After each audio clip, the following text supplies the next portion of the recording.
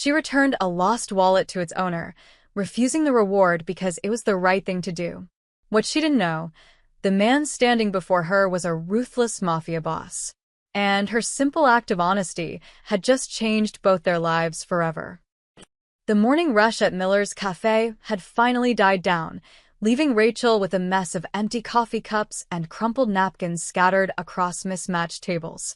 She wiped down the counter with mechanical efficiency, her mind already calculating whether today's earnings would cover both the electric bill and her son's field trip money.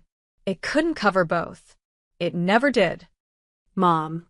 I can't find my science project. Rachel glanced at the back room where 8-year-old Danny was supposed to be doing homework. Check under the booth, honey. You were working there yesterday. She reached for another table and froze. A black leather wallet sat wedged between the salt shaker and the napkin holder. Expensive leather. The kind that didn't belong in her neighborhood. Rachel picked it up, hoping to find a business card or phone number inside. What she found instead made her stomach drop. Cash.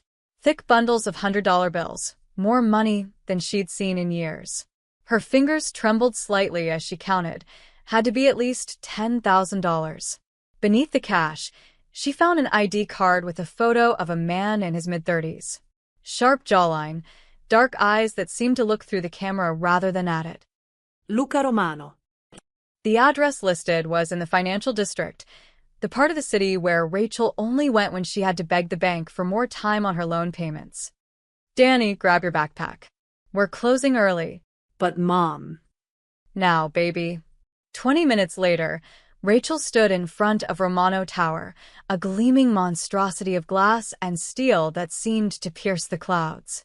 Her rust-spotted Honda looked criminally out of place in the circular driveway where valets managed Mercedes and Teslas. A security guard stepped forward as she approached the entrance, his hand moving subtly toward his hip. "Can I help you? I'm here to see Luca Romano. I have something of his." The guard's expression shifted from bored to alert. "Mr. Romano doesn't take walk-ins.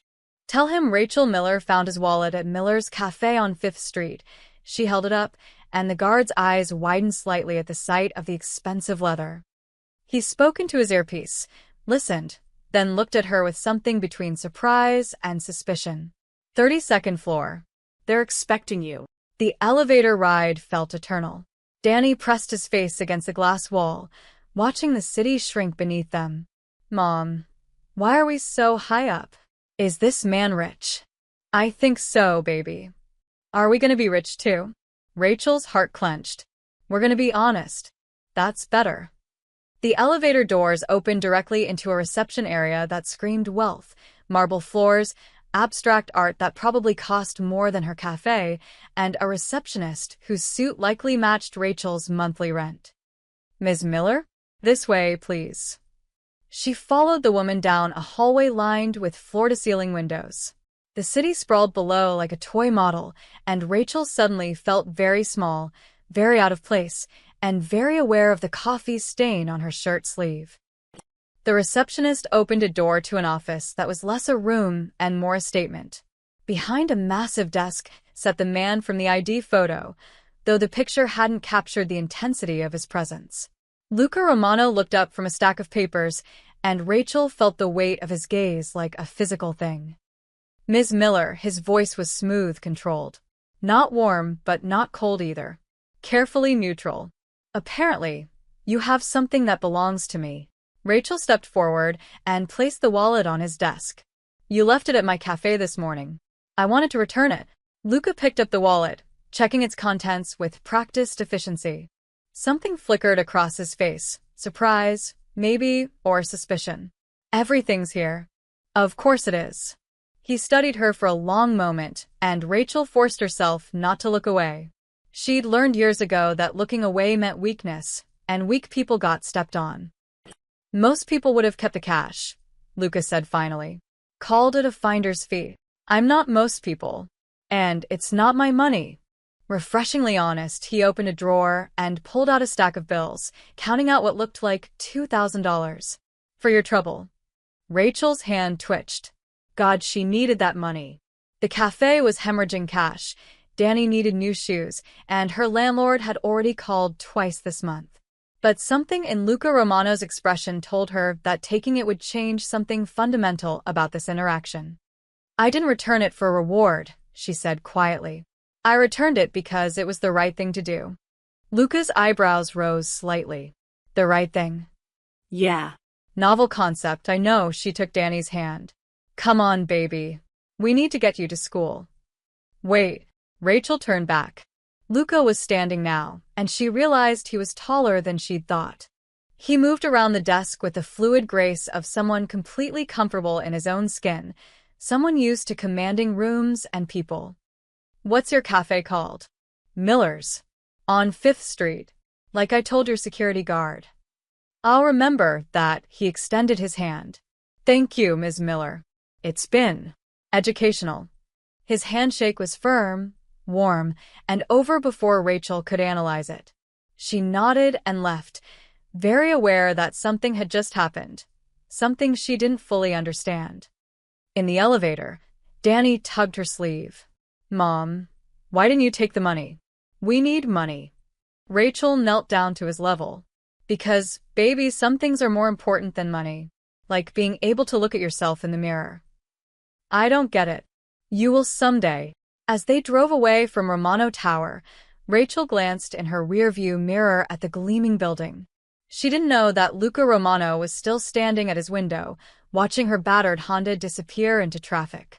She didn't know that he'd already made a phone call, his voice quiet and thoughtful. Find out everything about Rachel Miller. Everything. And she definitely didn't know that her simple act of honesty had just set off a chain of events that would change both their lives forever.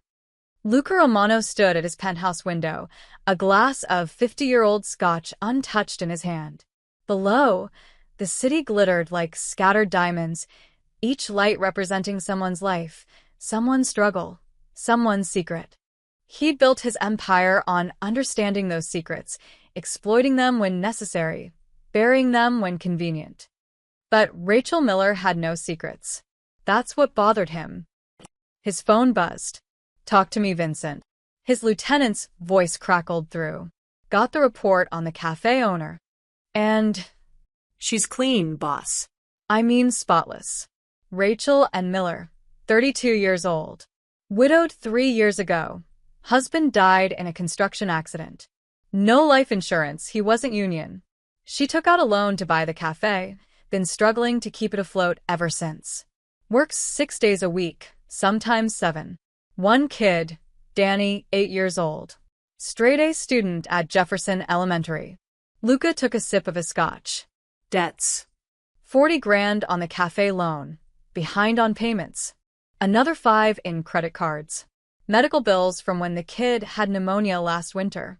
She's drowning, boss, but she's doing it quietly. No complaints, no shortcuts. Criminal record? Parking tickets. That's it. Not even a speeding violation. Family? Parents died in a car crash when she was 19. No siblings. No support system except a neighbor who watches the kid sometimes. Vincent paused. "Boss, why are we looking into a cafe owner? She do something?" Lucas set down his glass. "She did the one thing nobody in this city does anymore, Vincent. She gave something back without asking for anything in return." Silence on the other end. "Then, you want me to keep tabs on her?" Discrète surveillance. "I want to know if she's in trouble." "You got it, boss." Luca ended the call and returned to the window. Rachel Miller was an anomaly, a glitch in the system he'd learned to navigate. In his world, everyone had an angle. Everyone wanted something. Power, money, protection, revenge. The currency varied, but the transaction was always the same. But she'd walked away from $2,000. Money that would have solved at least some of her problems. Money that most people in her situation would have grabbed, without hesitation. "I didn't return it for reward. I returned it because it was the right thing to do." Her words echoed in his mind. When was the last time someone had talked to him about doing the right thing? His mother, maybe, before cancer took her when he was 17. Before his father's gambling debts forced Luca into the family business. Before right and wrong became luxuries he couldn't afford. He'd killed his first man at 19. Not directly. He'd given the order, and someone else had pulled the trigger. But the weight of it was the same. That man had stolen from the Romano family, and in their world, theft demanded blood. Luca had thrown up afterward, alone in a bathroom where no one could see. His father had clapped him on the shoulder the next day. You're a man now, son. A real Romano. 15 years later, Luca had lost count of the orders he'd given, the lives he'd ruined, the blood on his hands. He'd convinced himself it was necessary, that this was simply how the world worked. You took what you could, protected what was yours, and destroyed anyone who threatened your empire. Then a single mother with coffee-stained sleeves had walked into his office and reminded him that other worlds existed. Worlds where people still believed in doing the right thing, even when it hurt. His phone buzzed again. This time it was Marco, his underboss. Boss, we got a problem with a Castellano shipment. What kind of problem? They're shortchanging us.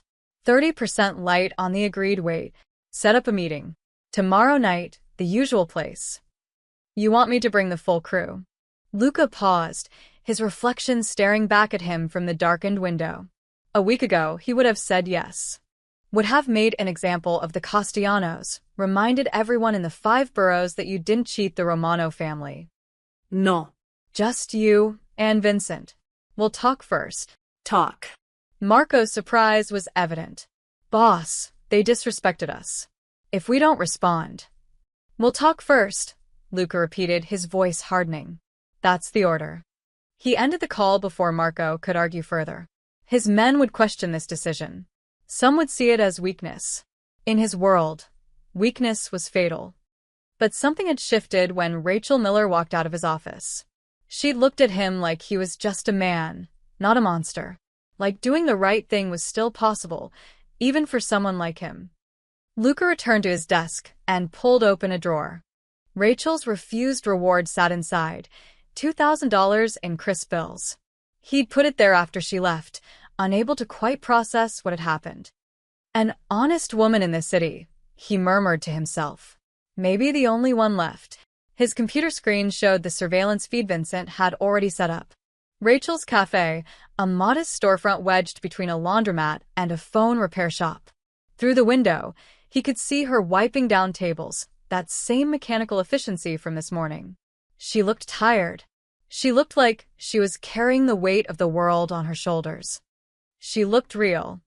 And for the first time in 15 years, Luca Romano wondered if he remembered how to be real too.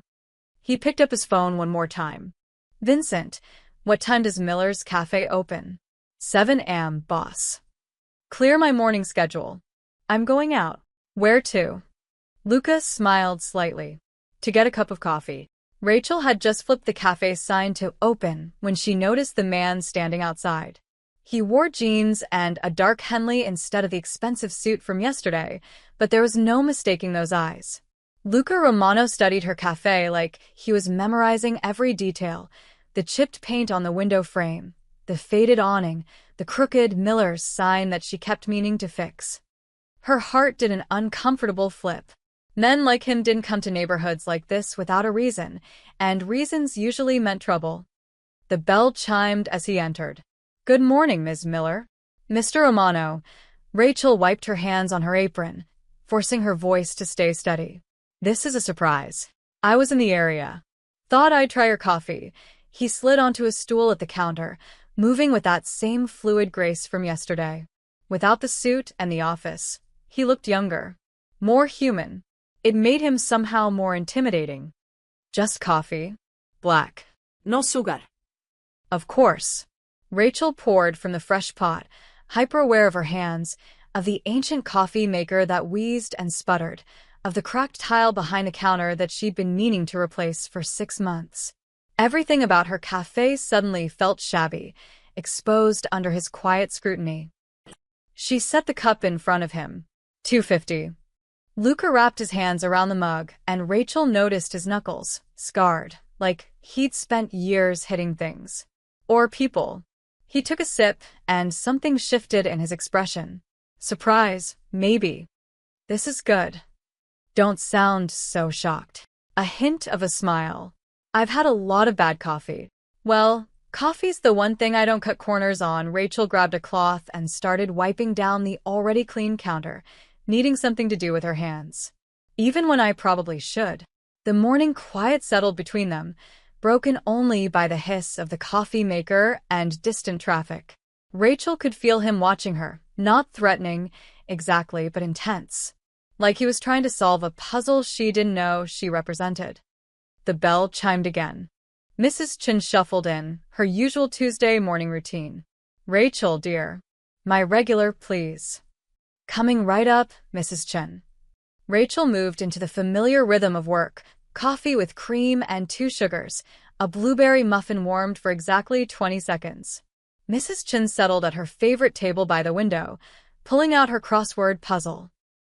You know all your customers, Luca observed. It's a small place. You get to know people. Rachel rang up the order, then started prepping for the breakfast rush that would begin in about 20 minutes. Mrs. Chen's been coming here since before I owned it. Her husband too before he passed. She does the Tuesday crossword here, because it was their thing together. That's... Luca paused, seeming to search for the word. Nice. It's life, Mr. Romano.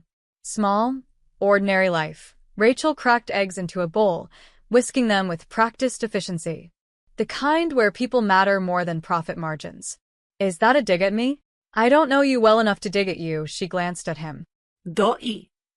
Their eyes met, and Rachel felt something electric pass between them. A recognition, maybe. Or a warning. No, Lucas said quietly. You don't know me at all. More customers trickled in. Mr. Patterson with his newspaper, the Rodriguez twins grabbing coffee before their construction shift, young Sarah from the bookstore next door. Rachel greeted each one by name, took orders without needing to write them down, asked about kids and jobs and lives. Luca watched it all with that same intense focus. He'd barely touched his coffee, she realized. He was here for something else, though she couldn't figure out what. Finally, the morning rush ebbed. Rachel refilled his cup without asking. You didn't have to do that. Coffee's cheap. Especially for paying customers. She leaned against the counter, studying him properly now. Why are you really here, Mr. Romano? Luca. Okay. Luca, the name felt strange on her tongue. Too intimate. Why are you really here? He was quiet for a long moment, his fingers tracing the rim of his cup. Yesterday you said something interesting. That you returned my wallet because it was the right thing to do. It was. When's the last time someone did the right thing for you? The question caught her off guard. Rachel opened her mouth, closed it. Images flashed through her mind. Danny's father's funeral, the loan officer who'd taken a chance on her, Mrs. Chun who always left an extra dollar tip she couldn't afford. People do good things every day, she said finally. You just have to look for them. I haven't seen much good. Not in my world. Then maybe you're looking in the wrong places. Luca laughed, a short, sharp sound without much humor. You have no idea what kind of places I look. You're right. I don't. Rachel crossed her arms. And I'm guessing I don't want to know. Probably not. The silence that followed felt heavier than before. Rachel should have been intimidated. This man clearly operated in circles she couldn't imagine, wielded power she couldn't comprehend. But something in his eyes looked almost lost. Like he'd wandered so far into darkness that he'd forgotten what light looked like. Look, she said gently. I'm glad you like the coffee. But if you came here looking for some kind of absolution or inspiration or whatever, I'm just a woman trying to keep her cafe open and her kid fed. I'm not a saint. I'm not special. I'm just real, Luca finished. You're real. Before Rachel could respond, he stood and pulled out his wallet. He placed a $50 bill on the counter. That's too much. Consider it a tip. For the coffee. And the conversation. He walked toward the door, then paused. Your son. Danny. He's a good kid? Rachel's protective instincts flared. How do you know my son's name? You mentioned him yesterday. Luca's expression was unreadable. He's lucky to have a mother like you. Then he was gone, the bell chiming his exit. Rachel stared at the $50 bill, her heart pounding. She should have been relieved. Instead, she felt something close to dread. Because men like Luca Romano didn't visit small cafes without reason. And whatever his reason was, Rachel suspected her quiet, ordinary life had just become a lot more complicated. The warehouse on the docks smelled like salt, rust, and old blood. Luca stood in the center of the cavernous space, hands in his pockets, watching two of his enforcers drag a man named Tony Castellano to his knees. Tony's face was already swelling, one eye nearly shut. "Boss," Vincent said quietly beside him. He skimmed 30 grand from the shipment. Split it with his cousin. We got the cousin in the car outside. Marco cracked his knuckles, eager. "Want me to make an example?" "Send the bodies to his uncle as a message." Luca looked at Tony, who was crying now, begging. The old Luca, the one from last week, would have nodded. Would have let Marco do what Marco did best. Would have reminded everyone in the 5 boroughs that stealing from the Romano family meant death. But he kept hearing Rachel's voice. "People do good things every day. You just have to look for them." "How old are you, Tony?" Luca asked. Tony blinked through his tears. "T23, Mr. Romano." "You got family? Besides your idiot cousin?" "A sister. She's got MS. Can't work." "I was just the medical bills are killing us and I thought." "You thought stealing from me was smarter than asking for help." I'm sorry. "Please, Mr. Romano." Please. "I'll pay it back. Every cent. Just don't." Luca held up a hand. The warehouse went silent. Even the distant sound of water lapping against the docks seemed to hold its breath. "Here's what's going to happen," Luca said, his voice carrying through the space. "You're going to pay back what you stole. 50% of your cut every week until the debt's clear. You're also going to give me the name of the clinic treating your sister." Tony's face twisted in confusion. "What? The clinic? Where is it?" "St. Mary's.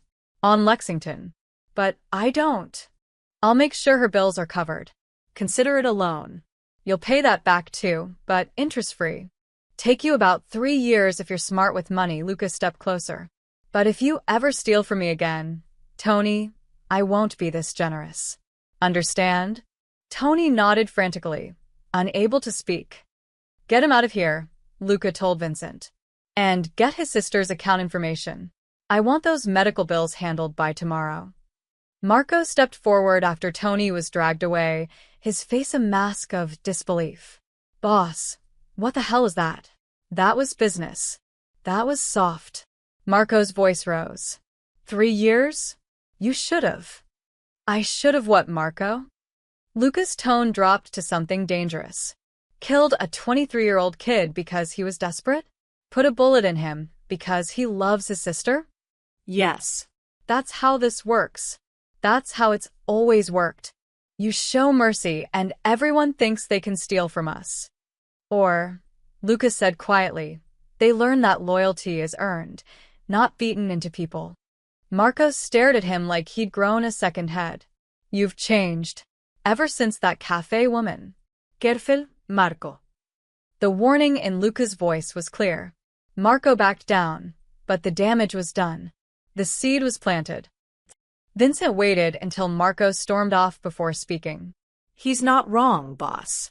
"The men are talking. They're saying you've gone soft. Let them talk."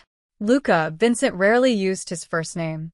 When he did, it meant something serious. This world doesn't forgive weakness. You know that better than anyone. Your own father. "My father died in a pool of his own blood because he thought violence solved everything." Luca's jaw tightened. "I watched the Moretti family put 3 bullets in him over a perceived insult. Over words, Vincent. Is that the legacy I want? It's the legacy you inherited. Then maybe it's time to write a new one." Vincent studied him for a long moment. "This woman, Rachel, she really got to you, didn't she?" Luca thought about the cafe that morning. The way Rachel had moved through her small world with purpose and grace.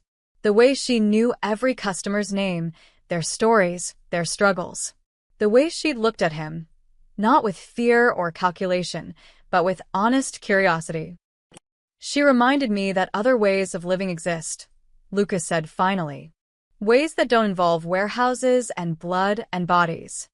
You can't just walk away from this life. You know that. I'm not walking away. I'm changing the rules. The other families won't accept that. Then they'll have to adjust. That evening, Luca called a meeting with his capos, the 5 men who ran his operations across the city. They gathered in his office, confusion evident on their faces. Emergency meetings usually meant war or expansion. This felt like neither. Gentlemen, Luca began, standing at the window overlooking the city. We're making some changes to how we operate. What kind of changes? Asked Sal Benedetti, his oldest capo. We're reducing our footprint in certain volatile enterprises. I want a full audit of our loan sharking operations. Anyone we've been bleeding dry, I want realistic payment plans drawn up. Anyone who can't pay, we write it off. Stunned silence. Boss, Sal said carefully. That's millions of dollars. It's pocket change compared to our legitimate holdings.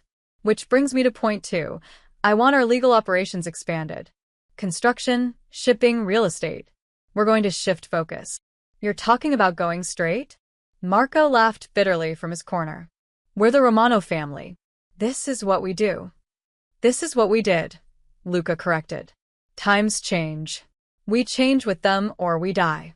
The other families can do what they want. We're charting a new course, Luca turned to face them. I'm not asking for opinions. I'm telling you how it's going to be. Anyone who doesn't like it can leave. No hard feelings.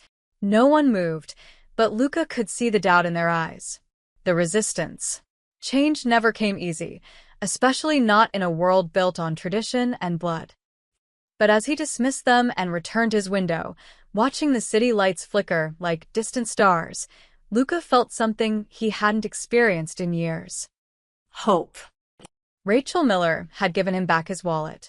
But somehow, without meaning to, she'd given him something far more valuable, the possibility of redemption.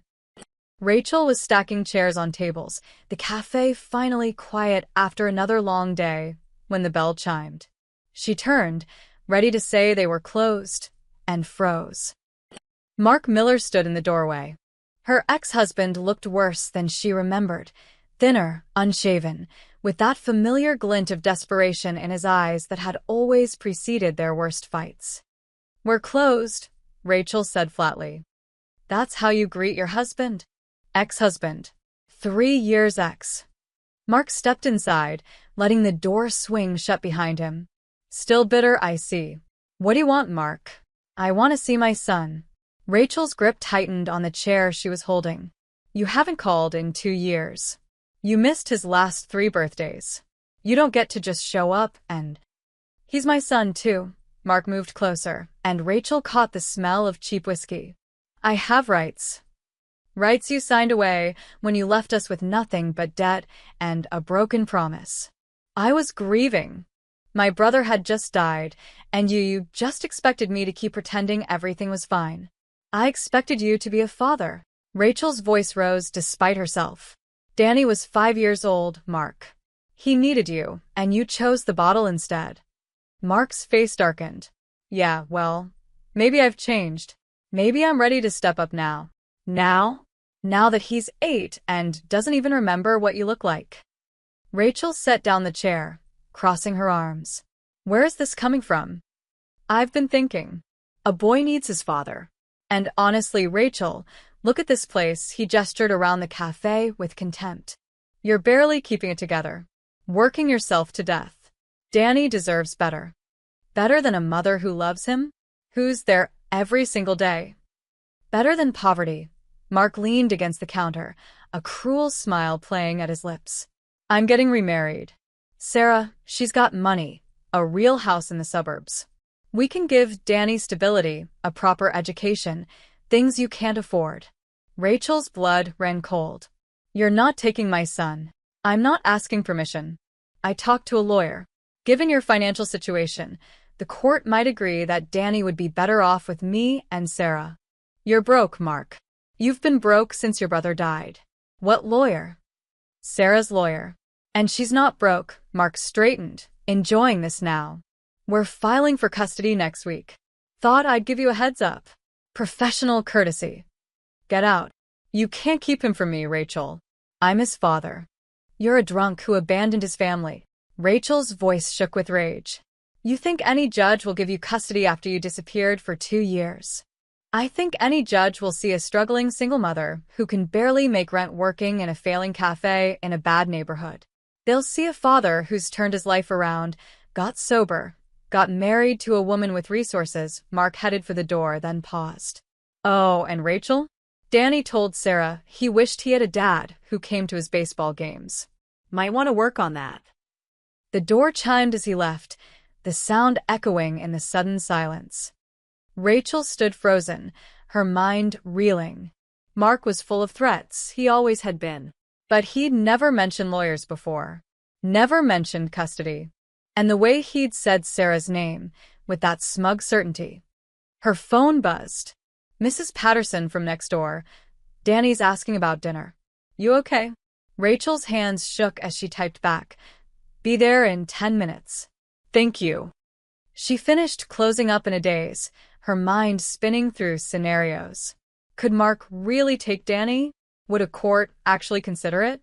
She'd been late on rent twice this year. The cafe was drowning in debt. Her savings account had exactly $200. What if Mark was right? What if she wasn't enough? By the time she picked up Danny and got him fed and tucked into bed, Rachel felt like she'd aged 10 years. She sat at their tiny kitchen table, staring at her laptop, Googling family law attorneys she couldn't afford. Consultation fee, $3 cents moins 5 cents. Retainer, $2,500 to $5,000. Average custody case, $15,000 to $30,000. She closed the laptop before she started crying. Outside, in a black sedan parked 3 cars down, Vincent lowered his binoculars and dialed his phone. Boss, we got a situation. Talk to me. The ex-husband showed up at the cafe. Confrontation lasted about 10 minutes. She looked shaken when he left. I ran his plates. Mark Andrew Miller got a warrant for unpaid child support in New Jersey, 2 DUIs, currently living in Queens with a woman named Sarah Brennan. And he was in her face, boss. Aggressive body language. I couldn't hear what was said, but she looked rattled after. Silence on the other end. Then, keep watching. I want to know if he comes back. You want me to have a conversation with him? The quiet kind. No. Not yet. Another pause. But find out everything about him. Everything. And the woman he's living with. On it, boss. Vincent hung up and settled back in his seat, watching the lights in Rachel's apartment above the cafe. One window glowed warm, probably the kids' room. The other stayed dark for a long time before finally flickering on. Through the curtains, Vincent could see Rachel's silhouette, pacing. Even from this distance, her distress was evident. In his penthouse across the city, Lucas stood at his window, phone still in his hand. He'd told Vincent no intervention. He'd promised himself he wouldn't insert himself into Rachel's life beyond keeping a distant watch. But the thought of someone threatening her son, made something dark and familiar rise in his chest. The old instincts, the protective fury that had made him dangerous in the first place. He pulled up a contact on his phone. Mitchell Grayson, attorney at law. Specializes in family court. The best custody lawyer in New York. Owed Lucas several significant favors from a case involving a senator's son and some very unfortunate photographs. Lucas' thumb hovered over the call button. She doesn't want your help, a voice in his head warned. She doesn't even know you. This isn't your problem. But another voice, quieter but stronger, whispered back. She gave you back your wallet when she needed the money. She refused your reward when it would have solved her problems. She's drowning, and she won't ask for a life preserver because she's too proud. Luca pressed call. Mitchell. It's Luca Romano. I need a favor. A big 1 inch. Rachel hadn't slept. She'd spent the entire night switching between crying and researching and crying. Every article about custody battles made her stomach sink lower. Every lawyer's website reminded her how far out of her league she was. At 5 a.m., she gave up and made coffee, watching the sunrise through her kitchen window. Danny would wake up in 2 hours, expecting breakfast and normalcy. She'd give him both, even if she had to fake it. The summons arrived at 9 a.m., hand-delivered by a courier. Rachel's hands shook as she read the legal jargon, petition for modification of custody. The hearing was scheduled for Friday, 3 days away.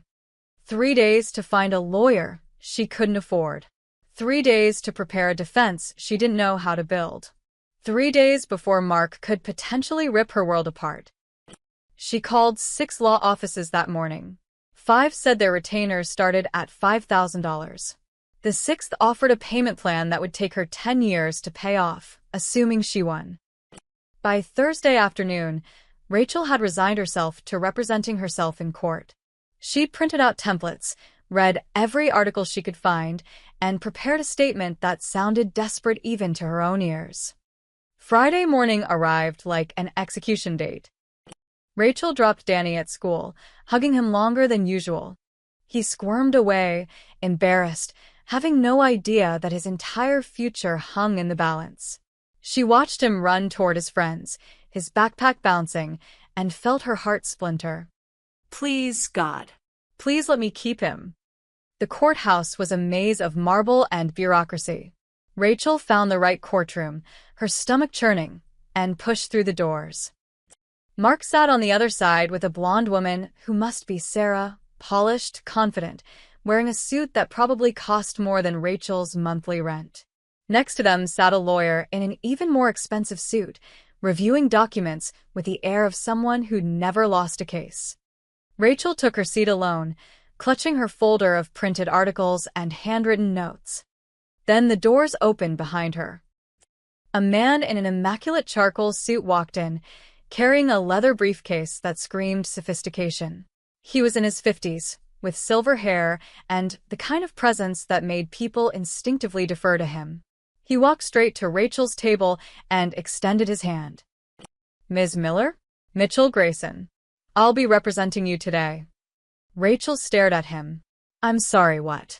"Your legal representation." He sat down, opening his briefcase with practiced efficiency. "Now, we don't have much time before the judge arrives, so let me brief you quickly on our strategy. I didn't hire you. I can't afford. Your representation has been arranged anonymously. Pro bono work through a legal fund." Mitchell's smile was reassuring but professional. "Trust me, Ms. Miller, you're in good hands." Rachel's mind raced. Legal fund? Nothing about this made sense, but across the room, Mark's lawyer had noticed Mitchell and his expression had shifted from confident to concerned. "All rise." The Honorable Judge Patricia Monroe presiding. The hearing began, and Rachel quickly realized she was watching a master at work. Mark's lawyer opened with their argument. Rachel's financial instability, her long work hours, the struggling cafe in a questionable neighborhood. He painted a picture of Danny living in poverty while Mark and Sarah could offer private schools, a big house, summer camps.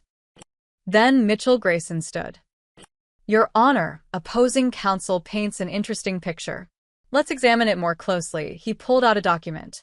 "Mark Miller has 3 outstanding warrants for unpaid child support in New Jersey, totaling $18,000. He hasn't contributed a single dollar to his son's welfare in 3 years. Mark's lawyer jumped up. "Your Honor, my client was dealing with grief that included 2 DUI arrests." Mitchell continued smoothly, one of which occurred while his son was still an infant. He turned to Mark. "Mr. Miller, where were you on Danny's 6th birthday?" I don't. Let me help. According to these phone records, you were in Atlantic City, at a casino, where you lost $7,000. Mitchell placed the records in front of the judge. "His 7th birthday? Miami. 8th birthday? You sent a text message. Would you like me to read it to the court?" Mark's face had gone pale. Sarah's hand clutched his arm, her confident smile cracking. "Now, regarding Ms. Miller," Mitchell's voice softened. "She works 60 hours a week to keep her small business afloat. She's never missed a parent-teacher conference. Never missed a doctor's appointment. Her son is an A student who describes his mother as the best person in the world. That's from his school essay, which I've submitted as evidence. He turned to face Mark and Sarah directly. Miss Brennan, you're engaged to Mr. Miller, correct? Sarah nodded stiffly. Have you met Danny? Once. Briefly. Once. And, Mr. Miller, how many of Danny's baseball games have you attended? I've been busy. 0.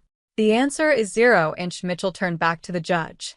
Your Honor, this isn't about providing a better life. This is about a father who abandoned his son, attempting to assuage his guilt by disrupting a stable, loving home. The judge reviewed the documents, her expression unreadable. Finally, she looked at Mark. Mr. Miller, these are serious allegations. The unpaid child support alone is concerning. Your Honor, I can explain. I'm sure you can. But not today. She closed the folder. Petition denied. Primary custody remains with Ms. Rachel Miller. Mr. Miller, you may petition for supervised visitation once you've addressed these outstanding warrants and completed a substance abuse evaluation. The gavel fell. Rachel sat frozen, unable to process what had just happened. Mark stormed out, Sarah trailing behind him. His lawyer gathered his papers with barely concealed irritation. Mitchell Grayson turned to her with a warm smile. Congratulations, Ms. Miller. I don't understand. Who paid for this? Who? Rachel's eyes widened. Luca Romano. Mitchell's expression remained perfectly neutral. As I said, anonymous donor. Legal fund. Mr. Grayson, please. I need to know. What you need to know, Mitchell said gently, packing his briefcase, is that you won. Your son is safe. Someone believes you deserved a fair fight. Does the rest really matter? He handed her his card. If Mr. Miller causes any more trouble, call me directly. Then he was gone, leaving Rachel alone in the emptying courtroom, her hands shaking with relief and confusion, and something that felt dangerously close to gratitude for a man she barely knew. Rachel stood outside Romano Tower for the second time in 2 weeks, but this visit felt completely different. Last time, she'd been returning something. This time, she was demanding answers. The same security guard from before recognized her immediately. Ms. Miller. Should I announce you? Tell him Rachel Miller is here, and she's not leaving until she talks to him. 5 minutes later, she was in the elevator, rising toward the 30th floor with her heart pounding. Anger and gratitude warred inside her chest, neither one winning. Luca was standing at his window when she entered, hands in his pockets, looking out at the city like he owned it, which she was beginning to suspect he partially did. Ms. Miller, he turned, unsurprised. I was wondering when you'd come. It was you. The lawyer. I don't know what you're talking about. Don't. Rachel's voice was sharp. Don't lie to me. Mitchell Grayson doesn't take pro bono cases. He's one of the most expensive attorneys in New York. And somehow he shows up to represent a broke cafe owner he's never met. Luca studied her for a moment, then gestured to a chair. See. I'll stand. Rachel. How did you know? About Mark, about the custody hearing? Her voice rose. Have you been watching me? The silence that followed was answer enough. Oh my God, Rachel's anger crystallized into something colder. You've been spying on me. Since I returned your wallet, you've had people watching me. Protecting you. I didn't ask for protection. I didn't ask for any of this. She stepped closer. Do you have any idea how violated I feel right now? How wrong this is? You were in trouble, so you decided to play God? Swoop in and fix my problems without asking? Rachel's hands clenched. I'm not some damsel in distress who needs rescuing, Mr. Romano. I'm a grown woman who can fight her own battles. Could you have afforded Mitchell Grayson? The question hung in the air, brutal in its honesty. That's not the point, Rachel said quietly. That's exactly the point. Your ex-husband was going to take your son because he had money and resources, and you had nothing but love. Tell me that's justice. It's life. And life isn't fair, but that doesn't give you the right to... She stopped, fighting back frustrated tears. Why? Why do you even care? Luca was quiet for a long moment. When he spoke, his voice was softer than she'd ever heard it. Because you gave me back my wallet when you needed that money. Because you refused a reward that would have solved your problems. Because in 15 years of living in a world where everyone takes, you were the first person who gave. So this is what? Repayment. No. This is me trying to remember what it's like to do the right thing. He moved closer, and Rachel fought the urge to step back. You said people do good things every day. That I just need to look for them. Well, I looked.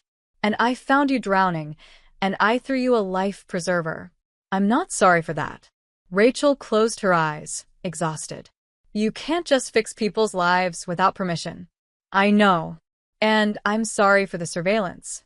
I'll stop, he paused. But I'm not sorry you kept your son. Despite everything, Rachel felt tears slip down her cheeks. The relief of winning, the violation of being watched, the confusion of owing a debt to a man she didn't understand. It all crashed over her at once. I don't know if I should thank you or slap you, she admitted. Both seem reasonable. A surprised laugh escaped her. She wiped her eyes, suddenly aware of how she must look, running on no sleep, wearing her cafe uniform, crying in a penthouse office. There's something else, Luca said. He returned to his desk, pulling out a folder. You're good with numbers. I've seen how you manage your cafe, the inventory tracking, the budget management. You're keeping a failing business afloat through pure financial efficiency. Where is this going? I need someone honest to handle my accounts. My books, he set the folder in front of her. Someone who isn't afraid to tell me when something doesn't add up. Rachel opened it, scanning the numbers. Her eyes widened. This is a lot of money. Romano Holdings has diverse interests. Construction, shipping, real estate development. He watched her reaction carefully. Some of those interests exist in legal gray areas. I'm trying to change that, but I need someone I can trust to help me sort through it. You barely know me. I know you returned $10,000 when you were behind on your rent. I know you refused a $2,000 tip. I know you fought for your son, even when you thought you'd lose. Luca leaned against his desk. Trust has to start somewhere. Rachel stared at the numbers, her mind racing. The salary listed would change her life. Pay off the cafe's debts, give Danny everything he needed, let her breathe for the first time in 3 years. But she'd heard the rumors about Luca Romano. Seen the way people moved out of his way, the respect that looked more like fear. She wasn't naive enough to think all his money came from construction and real estate. I can't be part of anything illegal, she said firmly. That's exactly why I'm asking you. I want to move away from the illegal operations. Transition everything to legitimate business. But I need someone who'll actually hold me accountable. And if I find something wrong in these books, something criminal, then you tell me and we fix it. Rachel looked at him, searching for deception. But his eyes were steady, almost hopeful. One condition, she said finally. I do this clean. No lies, no blood, no looking the other way. The moment I think you're pulling me into something wrong, I walk. No arguments, no consequences. Agreed. And no more surveillance. No more secret lawyers. If I need help, I'll ask. Agreed. She took a deep breath. Then I guess I'm working for you. For the first time since she'd met him, Luca Romano smiled. A real smile that reached his eyes and made him look years younger. Welcome to Romano Holdings, Ms. Miller. Rachel shook his extended hand, ignoring the voice in her head screaming that she was making a deal with the devil. But maybe, just maybe, even devils could be redeemed. 3 weeks into her new position, Rachel sat in her office at Romano Holdings, an actual office with windows and a door that closed, surrounded by financial records that made her head spin. And her stomach turn. She'd started with the real estate division, expecting complicated but legal transactions. What she found instead was a labyrinth of shell companies, cash payments with no paper trail, and properties acquired through methods that made her profoundly uncomfortable. Rachel pulled up another file. A construction contract with the city, won through a bid that had somehow eliminated all other competitors. She cross-referenced the dates with campaign donations and felt her suspicions solidify into certainty. Find something interesting? She jumped. Luca stood in her doorway, 2 coffee cups in hand. He'd started bringing her coffee every morning, always black, the way she made it at her cafe, and somehow it had become their ritual. Define interesting, Rachel said, accepting the cup. Luca closed the door and sat across from her. In the past 3 weeks, they'd developed an easy working relationship. He listened when she talked, never dismissed her concerns, and seemed genuinely interested in her insights. It would have been pleasant if not for the growing pile of questionable transactions she kept uncovering. The Henderson property, Rachel said, turning her laptop toward him. We acquired it for 30% below market value. The previous owner declared bankruptcy 2 weeks after selling. And his business collapsed after 3 of his major clients suddenly terminated their contracts. All on the same day, she pulled up another document. Those clients? They're all connected to Romano Holdings through various subsidiaries. Luca's expression didn't change. That's how business works sometimes. That's extortion, Luca. The use of his first name had become natural, though it still felt intimate in a way that made her slightly uncomfortable. He noticed his eyes flickered with something she couldn't quite read. The man was sitting on prime waterfront property and refusing to sell, Luca said calmly. We needed that land for the harbor development project. So you destroyed his livelihood. So we encouraged a business decision. Rachel closed her laptop with more force than necessary. This is exactly what I was afraid of. You said you wanted to go legitimate, but these records show business practices that have been standard for decades, Luca interrupted. You think the other corporations in this city got where they are by playing nice? This is how the game works. Then change the game. Rachel stood, frustrated. You have enough money and power to do business honestly. Why don't you? Because honest businesses fail. They get crushed by competitors who don't play by the rules. Or they succeed because people respect integrity. She moved to the window, looking out at the city. I've been going through your books for 3 weeks now. Do you know what I found? You have legitimate operations, making incredible profits. The construction division alone is generating millions. Your shipping contracts are solid. The real estate developments are brilliant. She turned back to him. You don't need the shady stuff, Luca. You're already successful. The illegal operations are just legacy, habit. You're holding on to them because it's what you know, not because you need them. Luca was quiet, his coffee forgotten on the desk. I found something else, Rachel continued, her voice softer now. 3 months ago, you anonymously paid off the mortgage for an elderly couple facing foreclosure.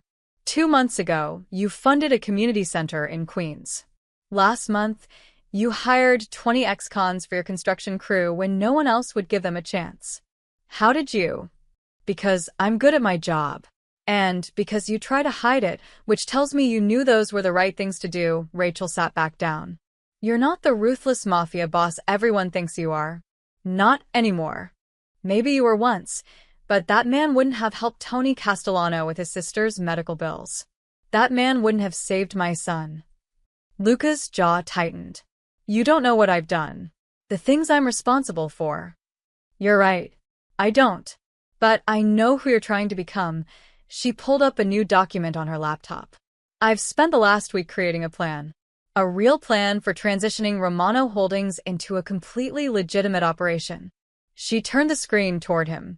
It'll take 18 months. We close the shell companies, dissolve the questionable partnerships, and restructure everything under transparent corporate governance. Yes, you'll lose some revenue initially, but long-term, you'll be untouchable. Legal, successful, and actually able to sleep at night. Lucas stared at the spreadsheet, years of projections and detailed steps for dismantling an empire built on shadows. This would mean walking away from relationships that go back decades, he said quietly. Burning bridges with powerful people. Good riddances to bridges that lead nowhere good. A smile tugged at his lips. You make it sound simple. It's not simple. It's hard. Maybe the hardest thing you'll ever do. Rachel met his eyes. But you hired me to tell you the truth. Here's the truth. You can either be a reformed criminal trying to go straight, or you can be a legitimate businessman who made tough choices to correct past mistakes. The first one always has a target on his back. The second one builds something that lasts. Luca stood, moving to the window beside her. For a long moment, they stood in silence, watching the city spread out below them. My father used to say that men like us don't get redemption, Luca said finally. We just get older and meaner until someone puts a bullet in us. Your father was wrong.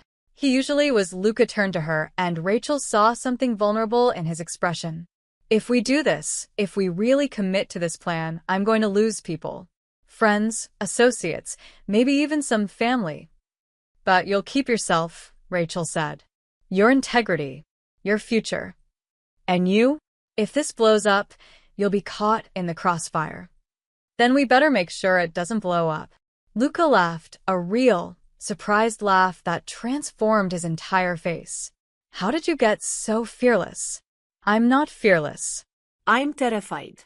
But I raised a child alone for 3 years. Compared to that, restructuring a corporate empire seems almost manageable. He extended his hand. Partners? Rachel shook it, feeling the calluses on his palm, the strength in his grip. Partners. But I'm serious about the clean part, Luca. No more shortcuts. No more gray areas. No more gray areas, he agreed.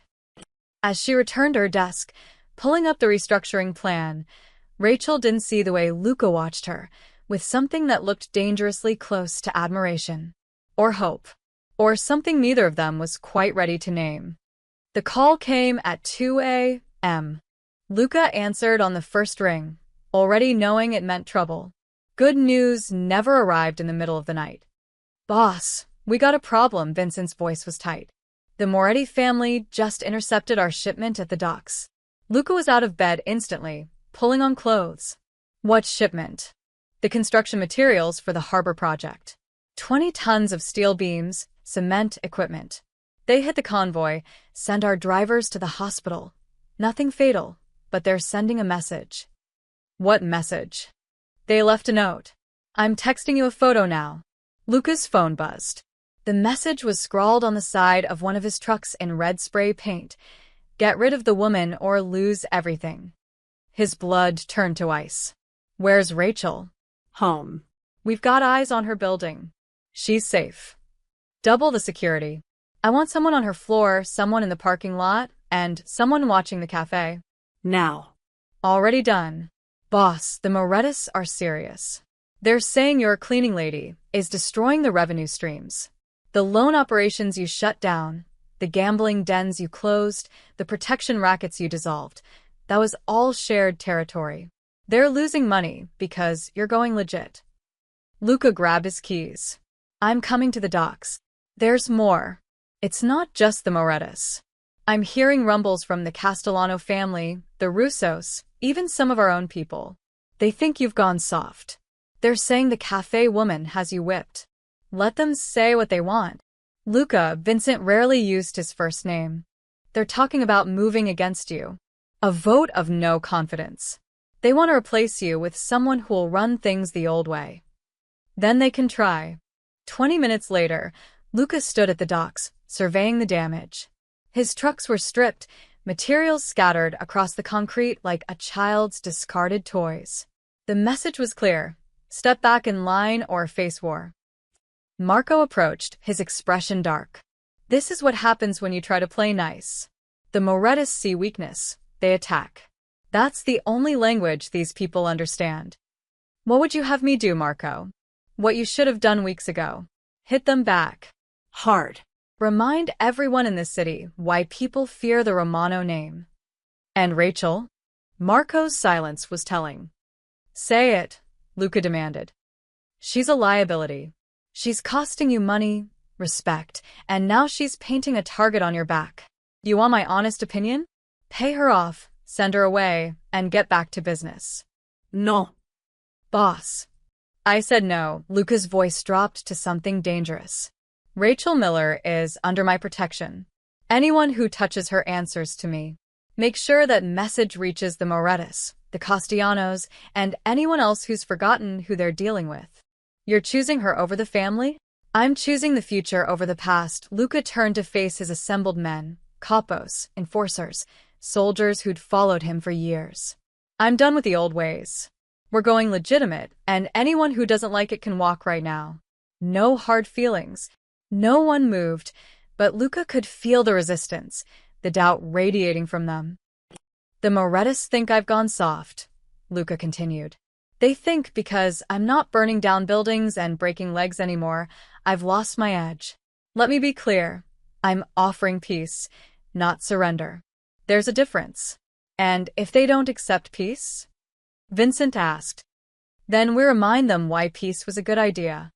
The meeting with the Morettas was arranged for the following night at a neutral location, an old restaurant that had served as a meeting ground for the 5 families for decades.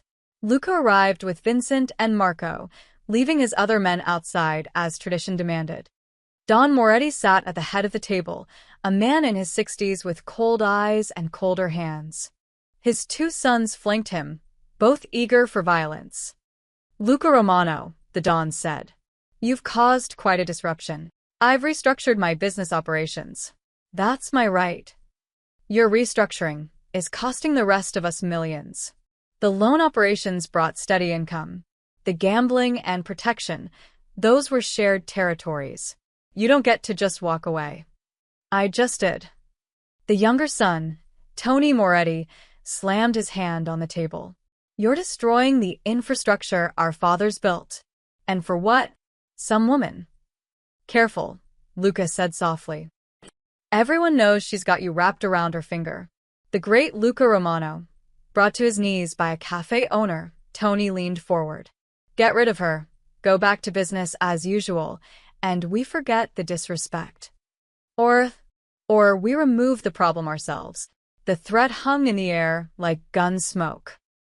Luca stood slowly, his chair scraping against the floor. When he spoke, his voice carried the weight of every violent year that had built his reputation. Let me make this perfectly clear.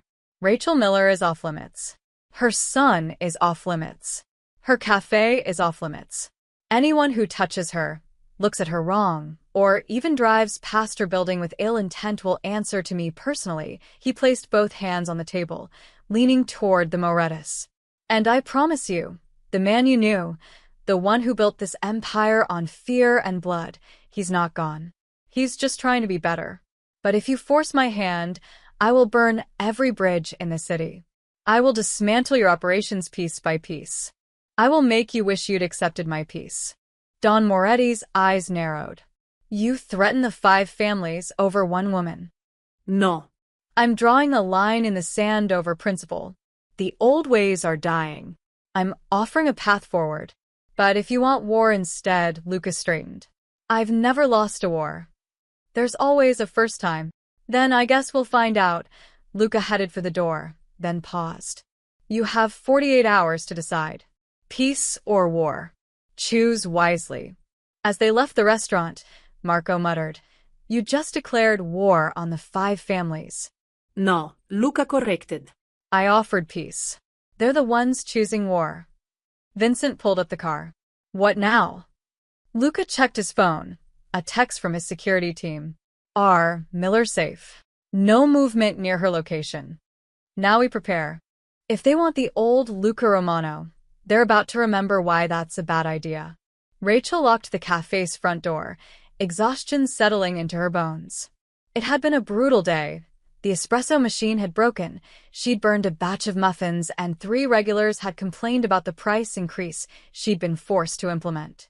Danny was at a sleepover, which meant she could actually go home and collapse without having to pretend everything was fine. She didn't notice the black sedan parked across the street. Didn't see the 2 men watching her from the shadows. The parking lot behind the cafe was poorly lit, something she'd been meaning to fix but couldn't afford. Rachel fumbled with her keys, her mind already on the hot bath waiting at home. Rachel Miller? She spun around. 2 men in dark clothing, faces obscured by masks, stood between her and her car. Every instinct screamed danger. Who are you? She backed toward the cafe door, hand searching for her keys.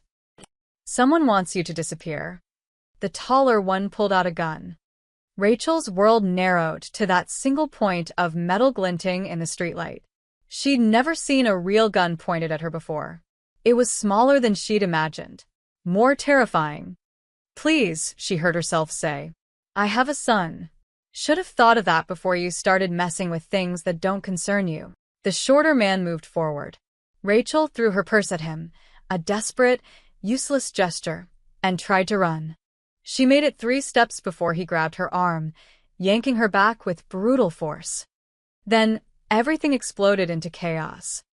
A car engine roared. Tires squealed. Suddenly, there were more men, 4 of them, appearing from nowhere. Vincent, she recognized him from Romano Holdings. The others were Luca's security team. Get down, Vincent shouted at her. Rachel dropped to the ground as fists started flying. The masked man holding her released his grip to face the new threat. She crawled toward her cafe door, her hands shaking so badly she couldn't get the key in the lock. A gunshot cracked through the air. Rachel screamed, covering her head. More shouting, the sound of bodies hitting concrete, someone cursing in Italian. Strong hands grabbed her. She fought instinctively, until Vincent's voice cut through her panic. Ms. Miller, it's me. We need to get you inside. Now. He half-dragged, half-carried her into the cafe, slamming the door behind them. Through the window, Rachel watched the fight continue. The 2 masked attackers were outnumbered, but desperate. One of Luca's men went down, blood blooming on his shoulder. The fallen attacker's gun lay on the concrete, just a few feet away. Rachel didn't think. She shoved past Vincent, threw open the door, and ran. Her fingers closed around cold metal just as one of the masked men lunged at Vincent from behind. Vincent. She raised the gun with both hands, the way she'd seen in movies, and fired straight up into the air. The explosion was deafening. The recoil nearly knocked her over. But everyone froze.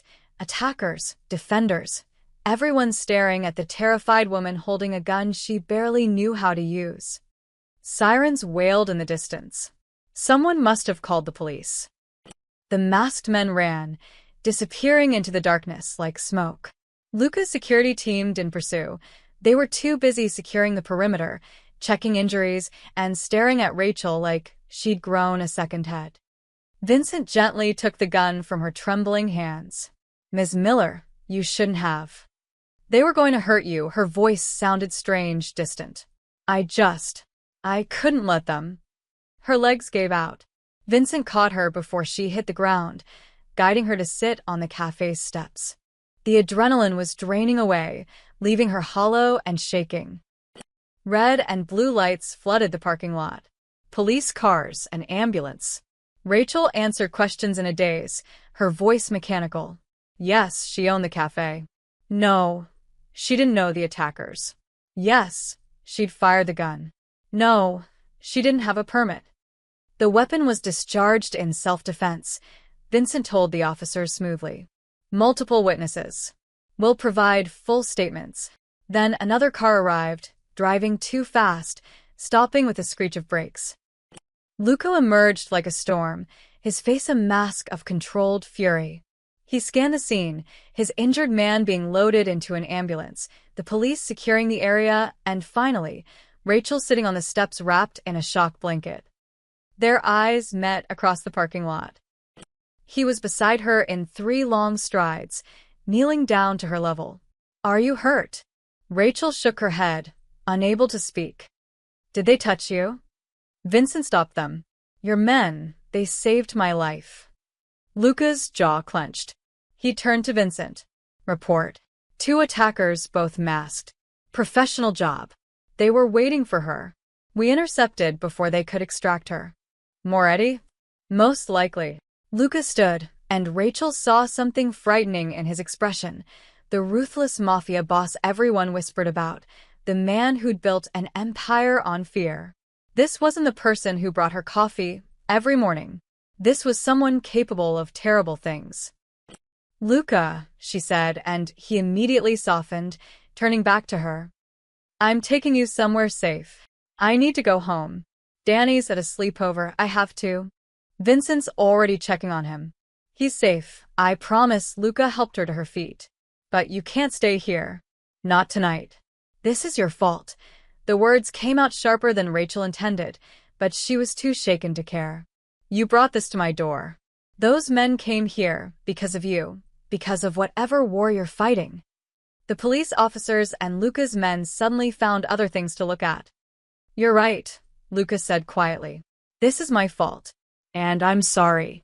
But right now, I need you to trust me long enough to get you somewhere they can't find you.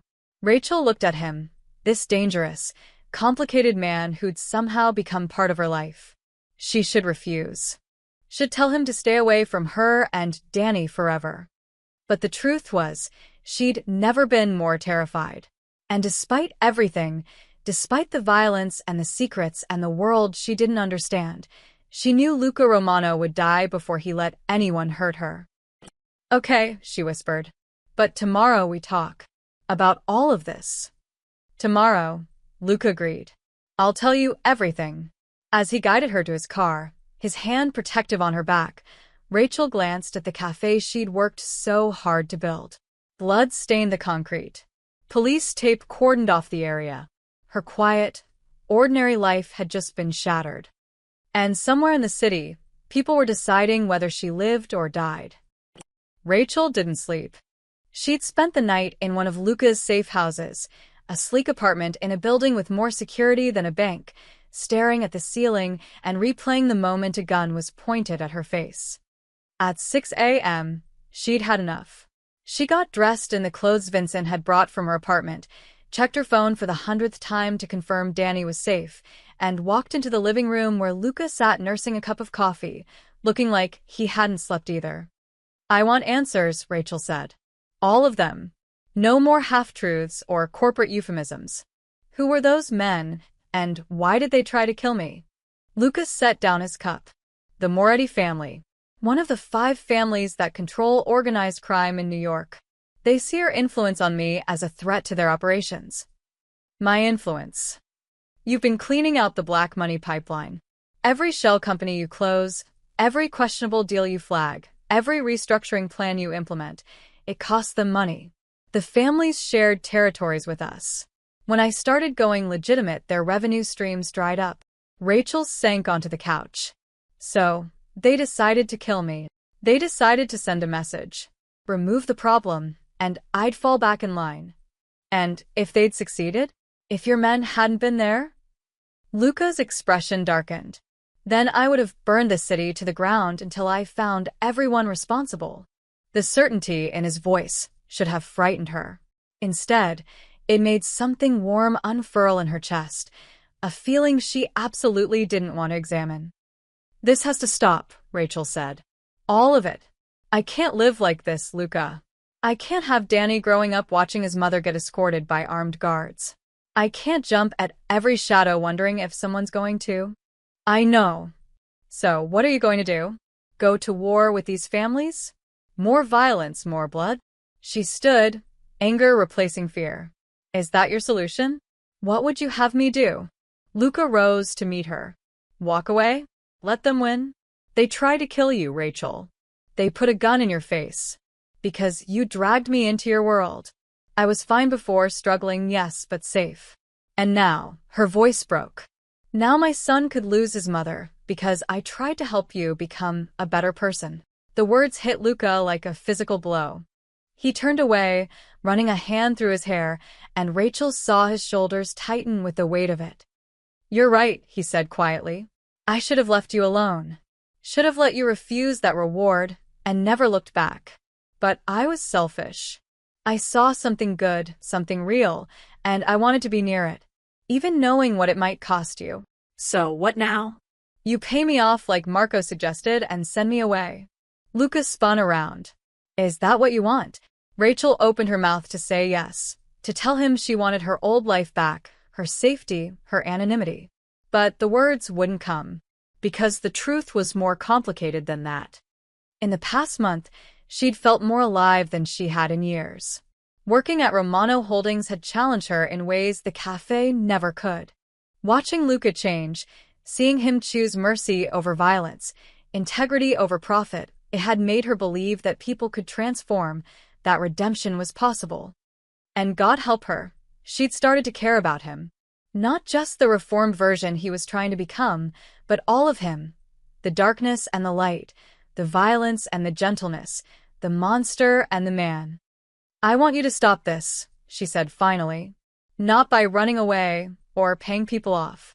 By actually committing to the change. No more halfway measures. No more foot in both worlds. Rachel, I've been going through your books for a month. I see the progress, but I also see you hedging your bets. Keeping connections to the old operations, maintaining relationships with people who want you to fail at going legitimate. She stepped closer. If you walk away, if you really commit to building something clean, then everything you built crumbles. You said that yourself. Thousands of people lose their jobs. Then, what's the alternative? Build something better. Rachel's voice was fierce now. You have the resources, the intelligence, the power. Use it to create legitimate businesses that actually help people. Employ ex-cons who need second chances. Invest in neighborhoods everyone else abandoned. Prove that you can be successful without the violence and crime. The families won't accept that. Then let them reject it. You don't need their acceptance. You need your own integrity. She grabbed his arm, forcing him to look at her.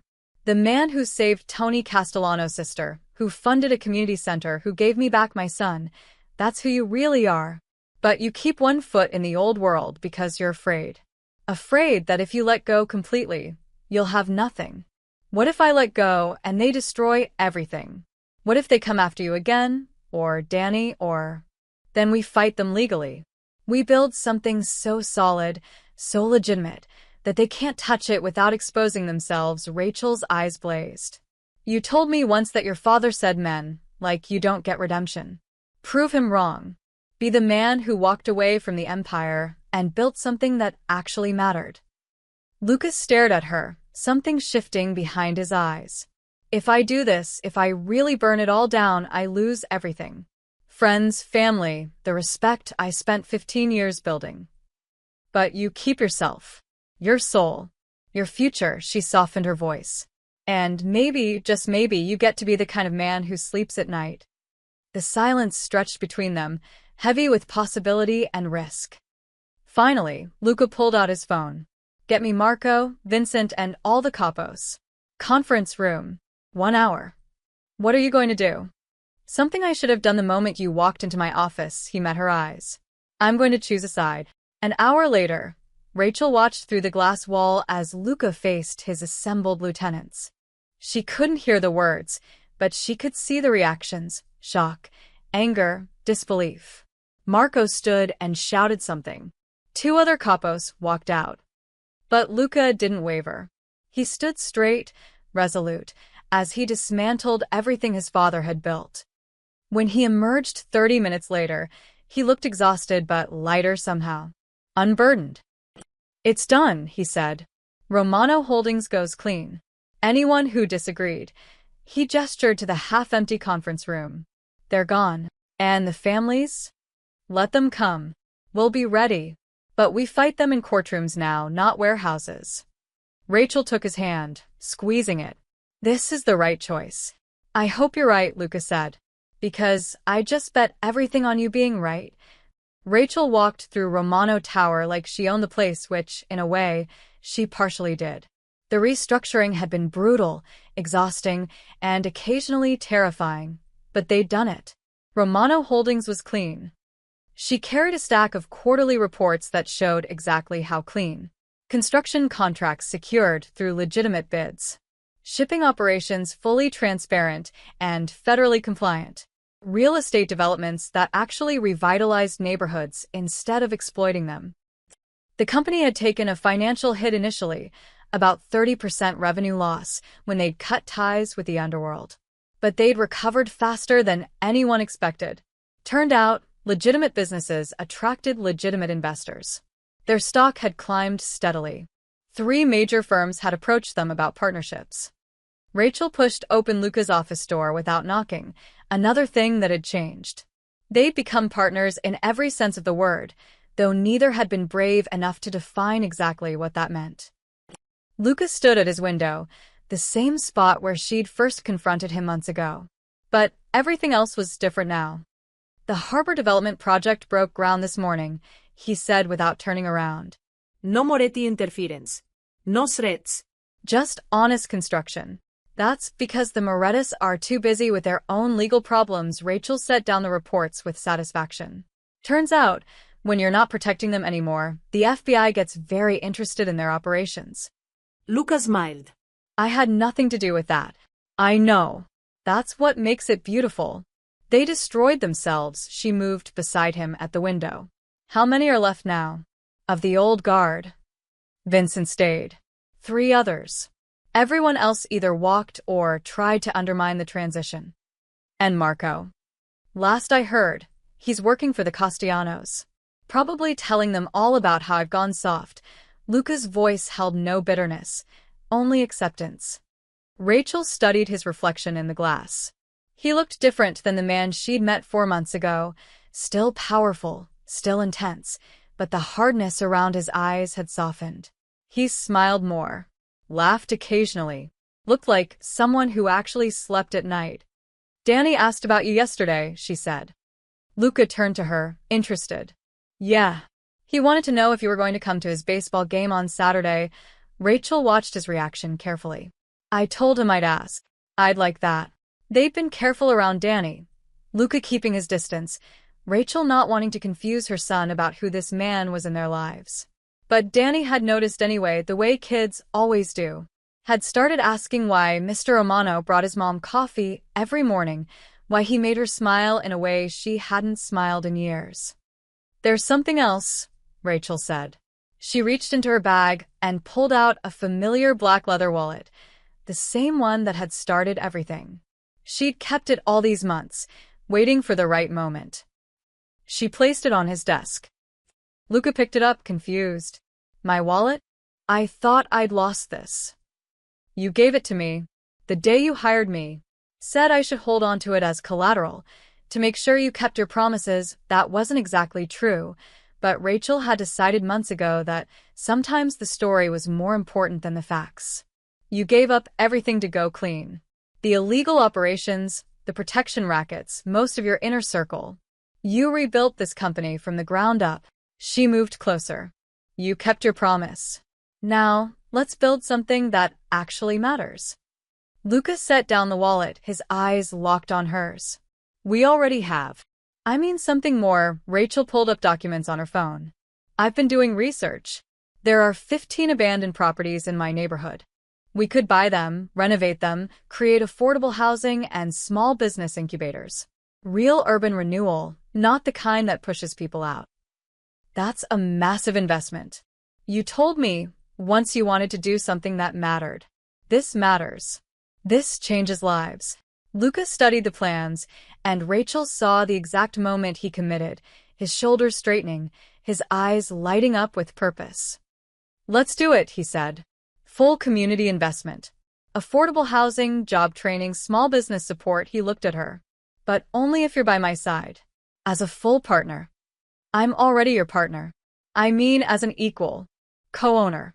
Your name on the company charter. He stepped closer, and Rachel's breath caught. I can't do this without you. Don't want to do this without you. The office felt suddenly smaller, charged with everything they'd been carefully not saying for months. Luca. I'm not asking you to save me. I'm not asking you to fix me. I'm asking if you want to build something together. Something clean and good and real. He reached for her hand. Something that matters. Rachel looked at their joined hands, then up at his face. She saw the former Mafia boss who'd chosen redemption. The ruthless businessman who'd learned mercy. The dangerous man who'd become gentle, at least with her. Yes, she said simply. Luca smiled, that rare, genuine smile that transformed his entire face, and pulled her closer. Then let's get to work. Now. Now, he kissed her forehead, then her cheek, giving her time to pull away. When she didn't, he kissed her properly, soft and careful and full of promise. When they finally broke apart, Rachel laughed. That's not work. That's the best part of partnership. Mixing business with pleasure. She pushed him playfully. You're impossible. And you're stuck with me. Rachel looked around the office, sunlight flooding through floor-to-ceiling windows, the city sprawling below them, documents for legitimate businesses covering every surface. They'd torn down an empire built on darkness and fear. Now they were building something in the light. There are worse fates, she admitted. Luca pulled her close again, and this time Rachel melted into him, without hesitation. Outside, the city continued its endless motion. Inside, two people who'd found each other through an act of simple honesty were proving that redemption wasn't just possible, it was beautiful. The single mother and the reformed mob boss. The woman who'd returned a wallet and the man who'd found his conscience. Together, they'd build something extraordinary. Together, they'd already begun. The end.